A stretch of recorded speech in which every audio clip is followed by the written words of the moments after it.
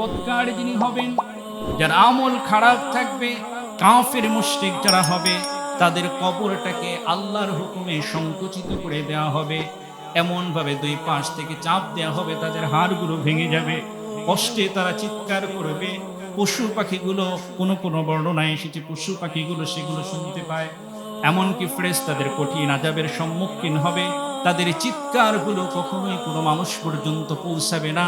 কিন্তু রাসূল আমাদেরকে জানিয়ে দিয়েছেন, ওই আওয়াজ যদি কোনো মানুষের কানে আসতো, তাহলে মানুষ সুস্থ স্বাভাবিকভাবে জীবনযাপন করা ভুলে যেত, কবরের চিন্তায় বধির হয়ে যেত, অস্থির হয়ে যেত। পরকালের হিসাব, কবরের শাস্তির বেলায় তারা কি হয়ে যেত, আরো কঠোর হয়ে যেত। এই জন্য সম্মানিত হাজিরিন, আমাদেরকে কবরের আযাব থেকে বাঁচার জন্য নবী যেভাবে আমাদেরকে বলছেন, শুরুর দিকে যে হাদিস আমরা শুনেছি, যে আল্লাহ রাসূল আমাদেরকে বলছেন যে 2 বার বা 3 বার কমপক্ষে তোমরা কবরের আযাব থেকে বাঁচার জন্য আল্লাহর কাছে আশ্রয় প্রার্থনা করো।